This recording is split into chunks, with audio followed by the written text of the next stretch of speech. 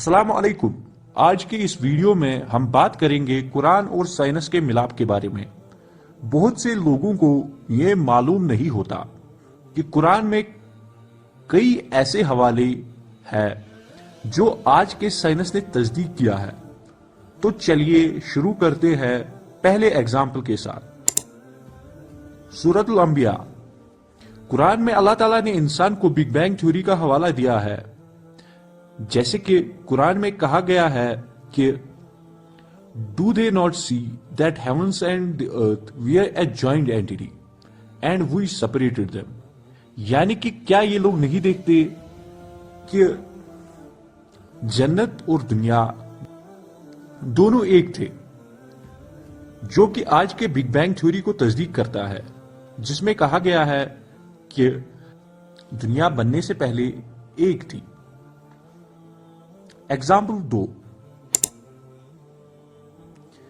سورۃ المومنون۔ قرآن میں بچے کا ایمبریونک ڈیولپمنٹ کا بیان دیا گیا ہے، جیسے کہ we made them from an extract of clay then we made them as a drop in place of settlement firmly fixed. Modern science نے بھی یہی تصدیق کیا ہے کہ بچے کا ڈیولپمنٹ ایگزیکٹلی یہی طریقے سے ہوتا ہے۔ ایگزامپل 3، سورۃ الانبیاء۔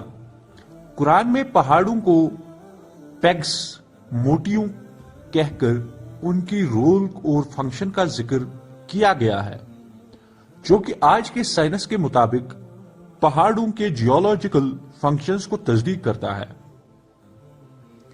Example 4، expansion of universe.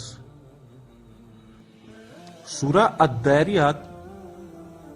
قرآن میں اللہ تعالیٰ نے فرمایا ہے، جو کہ آج کے سائنس کے مطابق یونیورس کی ایکسپینشن کو تصدیق کرتا ہے۔